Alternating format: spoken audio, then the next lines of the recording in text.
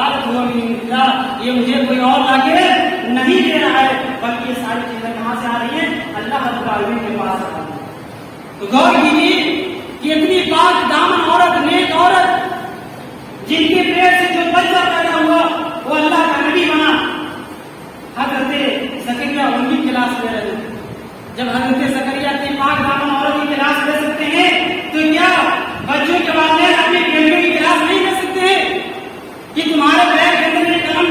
New قلم کہاں سے آ گئی، تمہارے اندر یہ ڈائری کہاں سے آ گئی، تمہارے بیگ کے اندر یہ کلاس کیوں نہیں لیتے؟ کیوں نہیں چھانبین کرتے ہیں؟ کیوں کریں گے؟ ہمیں بھروسہ دے۔ میرے بھائیوں، اسلام اس بات کی اجازت نہیں دیتا ہے، اور خاص مردوں کے لیے بھی، کہ اگر گھر کے اندر باپ موجود ہے، بھائی موجود ہے، بھتیجے موجود ہیں، ماں موجود ہے، اور اللہ رب العالمین مردوں کو بھی خطاب کر رہا ہے کہ اگر تمہیں کسی سامان کی ضرورت پڑ جائے کہ تم کسی کے گھر جا کر وہ سامان مانگو، تو اللہ تبارک و تعالیٰ اس کا طریقہ بتا رہا ہے، وَإِذَا سَأَلْتُمُوهُنَّ مَتَاعًا، کہ اگر تمہیں کسی سامان کی ضرورت محسوس ہو اور کسی کے گھر جانے کی ضرورت پڑ جائے اس سامان کو لانے کے لیے، فَاسْأَلُوهُنَّ مِنْ وَرَاءِ الْحِجَابِ، تو اللہ تبارک و تعالیٰ کہتا ہے تم سامان کا سوال تو کرو، لیکن کہاں سے؟ مِنْ وَرَاءِ الْحِجَابِ، پردے کی آڑ سے، دروازے کے پیچھے سے۔ یہ نہیں دروازہ کھول کر کے اندر گھس جاؤ کسی کے اندر، گھر کے اندر نہیں، بلکہ فَاسْأَلُوهُنَّ مِنْ وَرَاءِ الْحِجَابِ، پردے کی آڑ سے۔ اور عورت کے لیے بھی اجازت نہیں کہ اگر کوئی سامان غیر آدمی آئے ہمارے دروازے پر سامان لینے کے لیے اور سامان مانگے تو ہم سامان لے کر فوراً پہنچ جائیں، دروازہ کھول کر دھیان دیجیے، نہیں، اس کی اجازت نہیں ہے۔ گھر کے اندر باپ موجود، بھائی موجود، سارے لوگ موجود ہیں، عزت و آبرو کی حفاظت ہو سکتی ہے، لیکن اسلام اس بات کی اجازت نہیں دے رہا ہے کہ آپ دروازہ کھول کر کے ان کے سامنے جا کر کے سامان، اس کی بھی اجازت نہیں دیتا۔ یہ اسلام عزت و آبرو کی حفاظت، عورتوں کی عزت و آبرو کی حفاظت سب سے زیادہ کی ہے۔ کیوں نہ ہو، اسلام کے اندر عورت کا مقام ہے جو کسی اور مذہب کے اندر نہیں پاتا۔ دنیا کے اندر جتنے بھی مذاہب ہیں، سارے مذاہب کا مطالعہ کر لیں، آپ کو کسی مذہب کے اندر وہ مقام نہیں ملے گا جو مقام اسلام کے اندر عورتوں کو دیا گیا۔ پہلے زمانے جاہلیت کے اندر بچوں کو زندہ زمین کے اندر دفن کر دیا، پیدا ہوتی گھر کے اندر اگر بیٹی پیدا ہوئی، باپ کے چہرے کے اوپر تاریکی چھا جاتی، باپ کا چہرہ مرجھا جاتا، یہ میرے گھر بیٹی پیدا ہوئی ہے، یہ مموز کیسے میرے گھر کے اندر پیدا ہو گئی ہے، اور اس کو لے کر جاتے زمین کے اندر گڈھا کھودتے، زمین کے حوالے کرتے تھے، دفن کر دیا۔ زمانے جاہلیت کے اندر عورت کا یہ مقام تھا، یہ عزت تھی کہ پیدا ہوتے ہی اسے زمین کے اندر دفن کر دیا جاتا تھا۔ ایک دردناک واقعہ آپ کو سب سناتا ہوں۔ ایک شخص اللہ نبی صلی اللہ علیہ وسلم کے پاس آتا ہے، اے اللہ کے نبی صلی اللہ علیہ وسلم، میں اسلام لانا چاہتا ہوں۔ آپ نے کہا اسلام لاؤ۔ اس نے کہا اللہ کے نبی صلی اللہ علیہ وسلم، میں نے بہت بڑے بڑے گناہ کیے ہیں، ایک گناہ میں نے بہت بڑا کیا ہے۔ آپ نے کہا اسلام اسلام لاؤ، اسلام لانے سے پہلے جتنے تمہارے گناہ سارے گناہ معاف کر دیے جائیں گے۔ اس نے کہا اللہ کے نبی صلی اللہ علیہ وسلم، ایک جرم میں نے بہت بڑا کیا ہے۔ آپ نے کہا کیا ہے، تم کر کے بتاؤ۔ تو شخص بتانے لگا، اے اللہ کے نبی صلی اللہ علیہ وسلم، میری بیوی حمل سے تھی اور میں سفر پر گیا ہوا تھا اور میرے گھر آنے میں کافی ٹائم تھا، کئی سالوں کے بعد میں گھر آیا۔ اس دوران میری بیوی بچے کو جنم دے چکی تھی، میرے گھر کے اندر ایک بچی پیدا ہو چکی تھی، اور جب میں گھر آیا اور میں نے اپنی بیوی کے گود میں اس بچے کو دیکھا، بچی کو دیکھا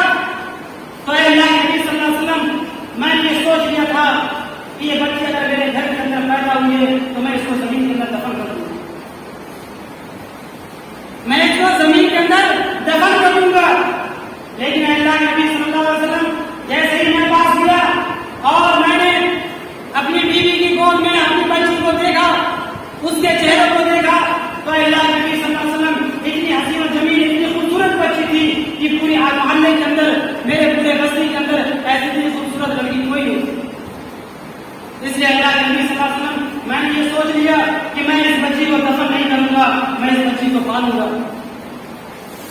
غور سے سنیں میرے بھائیوں، میری پیاری ماں بہنیں بھی آئیں سنیں، غور کریں کہ اس نے کہا اس شخص نے کہ اللہ کے نبی صلی اللہ علیہ وسلم میں نے یہ سوچ لیا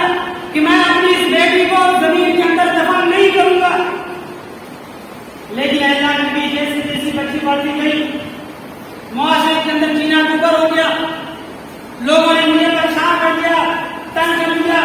تانے مار مار کر یہ دیکھو فلاں بیٹی کا باپ جا رہا ہے، فلاں بچی کا باپ جا رہا ہے، کل اس کی بیٹی کی شادی کسی اور لڑکے سے ہوگی، کوئی اس کا داماد بنے گا، کوئی اس کا سسر بنے گا، طرح طرح سے لوگ مجھے تانے دینا شروع کر دیے۔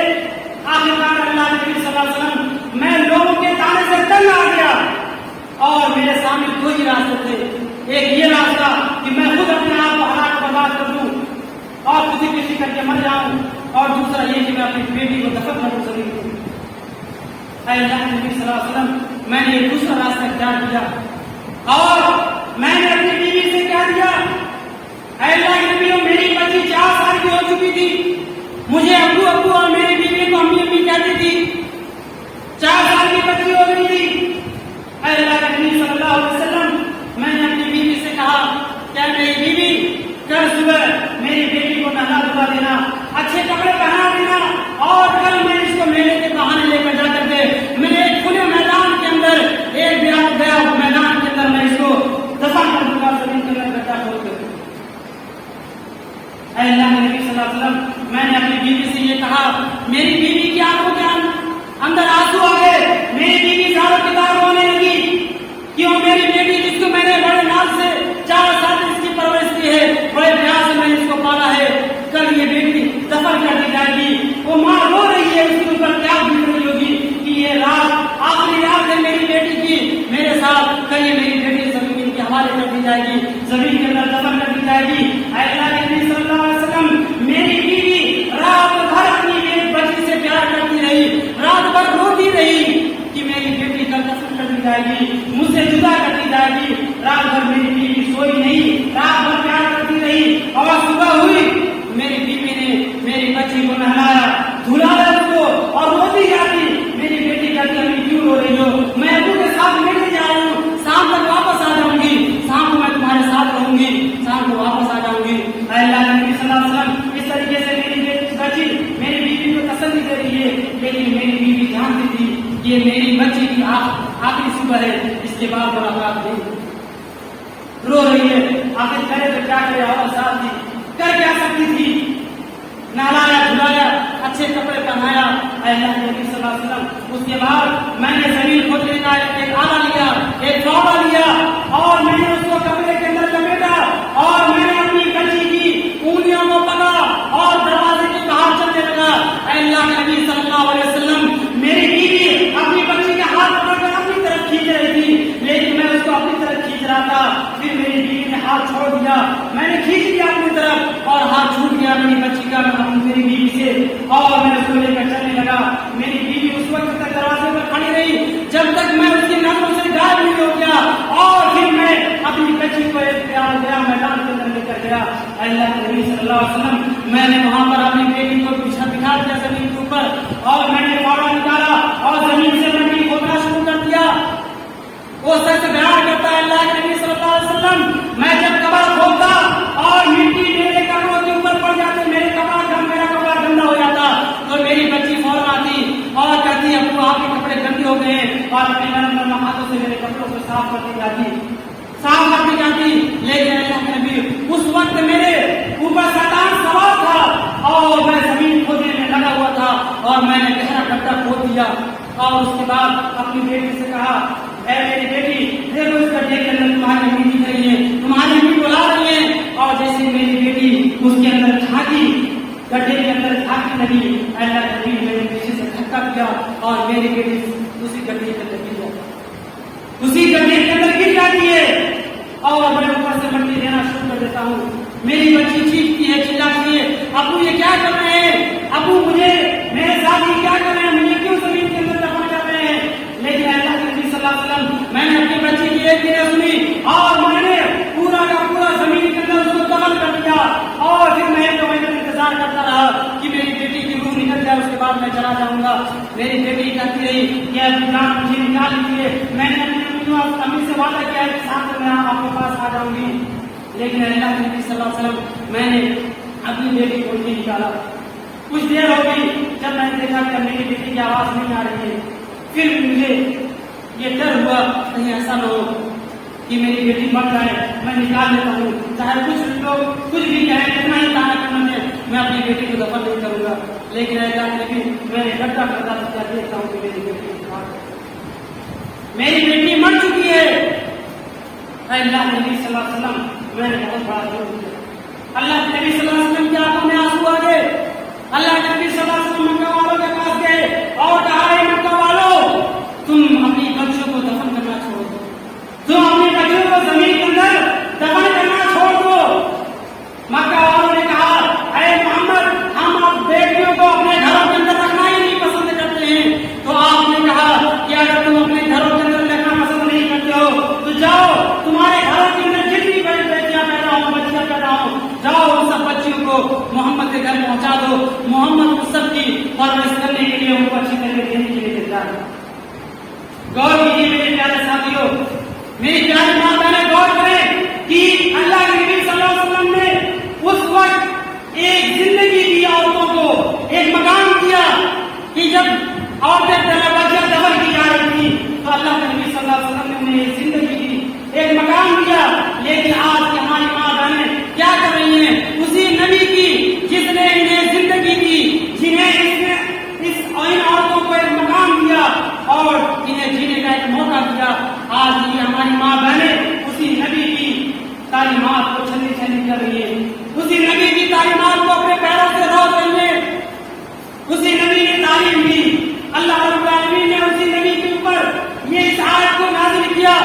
کہ وَقَرْنَ فِي بُيُوتِكُنَّ وَلَا تَبَرَّجْنَ تَبَرُّجَ الْجَاهِلِيَّةِ الْأُولَىٰ, کہ اے عورتوں, تم جب بھی گھر سے باہر نکلو, پہلے تو گھر کو لازم پکڑو, گھر سے باہر نہ نکلو بلا ضرورت. لیکن اگر ضرورت کے مطابق گھر سے باہر جانا پڑے, ضرورت کے لیے گھر سے باہر نکلنا پڑے, تو کیا کرو,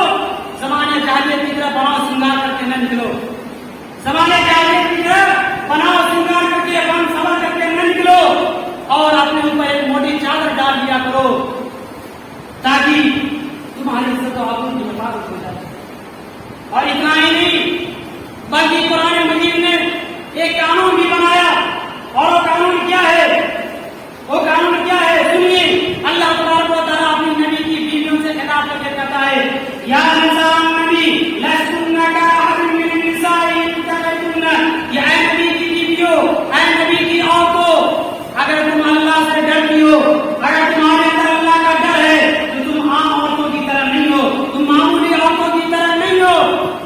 اس کے بعد اللہ رب العالمین نے کیا کہا, فلا تخضعن بالقول فیطمع الذی فی قلبہ مرض وقلن قولا معروفا. غور کیجیے کہ اللہ نے کیا کہا, فلا تخضعن بالقول فیطمع الذی فی قلبہ مرض, کہ اگر تمہیں کسی غیر مرد سے بات کرنے کی ضرورت پڑ جائے, تمہارے دروازے پر اگر کوئی غیر مرد آ جائے اور تمہیں اس سے بات کرنے کی ضرورت پڑ جائے, فلا تخضعن بالقول, تو اپنی باتوں کے اندر, اپنے قول کے اندر لچک پیدا نہ کرو, نرمی پیدا نہ کرو.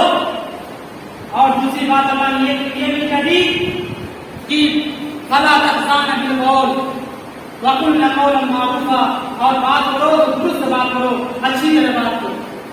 غور کرو, یہ دونوں باتیں اللہ تبارک و تعالیٰ نے بیان کی کہ باتوں کے اندر اتنی نرمی نہیں ہونی چاہیے کہ اس کا نقصان کیا ہے. اللہ رب العالمین نے اسی آیت میں فرمایا, فَيَطْمَعَ الَّذِي فِي قَلْبِهِ مَرَضٌ, اگر باتوں کے اندر نرمی اور لچک پیدا کرو گی تو اس کا نقصان کیا ہوگا, جو تمہارے دروازے پہ آ رہے اس کے دل کے اندر جو بیماری ہے اس کے اندر اضافہ ہوگا, اس کے دلوں کے اندر عشق کی بیماری پیدا ہوگی. وہ سوچے گا آج آیا تھا بھائی سے ملنے کے لیے, کل گھر کی عورتوں سے ملنے کے لیے آیا, اور یہ چیزیں ہوں گی. اسی لیے تو اللہ تبارک و تعالیٰ نے بیان کر دیا کہ اپنی باتوں کے اندر نرمی پیدا نہ کرو, کیونکہ اس کا نقصان ہے کہ جو تمہارے دروازے پر آئے گا اس کے دلوں کے اندر بیماری پیدا ہوگی. وقلن قولا معروفا, اور بات کرو تو سلیقے سے بات کرو, طریقہ نہیں بدلا دیا, اس حیثیت سے بات کرو کہ سامنے والے کے دلوں کے اندر کسی قسم کی کے دماغ کے اندر نہ بنا دیتا.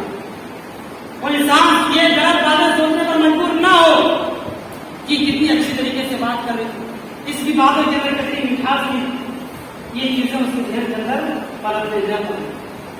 تو اللہ تبارک و تعالیٰ نے اس آیت کے اندر صاحب اپنے نبی کو بھی اپنے نبی کی بیویوں کو حکم دیا، اور ایک آیت کے اندر تو اللہ تبارک و تعالیٰ اپنے نبی کو حکم دے دیا. کیا کہا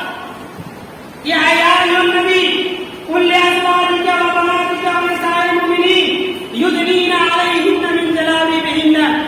یا اے نبی قل یا ایھا النبی، اے نبی قل للمؤمنین قل للمؤمنات، یا اے نبی آپ کہہ دیجیے کل ازواجک و بناتک، اپنی بیویوں سے کہہ دیجیے، اپنی بیویوں سے کہہ دیجیے، اپنی بیٹیوں سے کہہ دیجیے، کیا کہہ دیجیے یدنین علیہن من جلابیبہن، کہ وہ اپنے اوپر ایک موٹی چادر ڈال دیں، اپنے اوپر ایک موٹی چادر ڈال دیا کریں، یعنی اپنے آپ کو چھپا لیا کریں. باہر جائیں، گھر سے باہر نکلیں اور لوگوں کا سامنا پڑے تو اپنے اوپر موٹی چادر ڈال دیا کریں. ذالک ادنیٰ ان یعرفن، تاکہ پہچان لی جائے کہ اسلام کی سرداریاں جا رہی ہیں، یہ اچھے گھرانے کی لڑکیاں جا رہی ہیں، اچھے گھرانے کی عورتیں جا رہی ہیں. فلا یؤذین، اور ستائی نہیں جائے. یعنی جب اپنے اوپر یہ چادریں ڈال کر جائیں گی، اپنے آپ کو پورا جسم سر سے لے کر پاؤں تک چھپا کر جائیں گی، تو کیا ہوگا کہ ان کی عزت و آبرو کی حفاظت ہوگی. لوگ بھی کہیں گے ایسے عورتوں کو، یہ سمجھ جائیں گے یہ کسی نیک گھرانے کی عورتیں ہیں، یہ نیک عورت ہے، یہ اچھے گھرانے کی عورتیں ہیں، یہ شریف لڑکیاں نہیں ہیں، اور کوئی ان کو چھیڑنے کی کوشش نہیں کرے. تو اسلام نے یہ عورت کو یہ حکم دیا ہے کہ اگر اپنی عزت و آبرو کی حفاظت چاہتی ہو تو ان چیزوں کو لازم پکڑنا ہوگا، ان چیزوں کو لازم پکڑنا ہوگا. اور آخری بات، اللہ تبارک و تعالیٰ نے عورتوں کو بہت سارے لوگوں سے اجازت دی جن کے سامنے پردہ نہیں بھی کرو گی تو کوئی گناہ نہیں. جیسے باپ سے پردہ نہیں، اگر ان کے سامنے پورا چھپا کر کے نہ رہے، چہرہ کھلا رہے، ہاتھ کھلا رہے، کوئی بات نہیں. بھائی ہے، اس کے سامنے بھی کوئی حرج نہیں. بھتیجے ہیں، بھانجے ہیں، شوہر ہے، سسر ہے، اگر ان کے سامنے بھی عورت کے چہرے کھلے ہوئے، ہاتھ کھلے ہوئے، پیر کھلے ہوئے ہیں تو کوئی بات نہیں.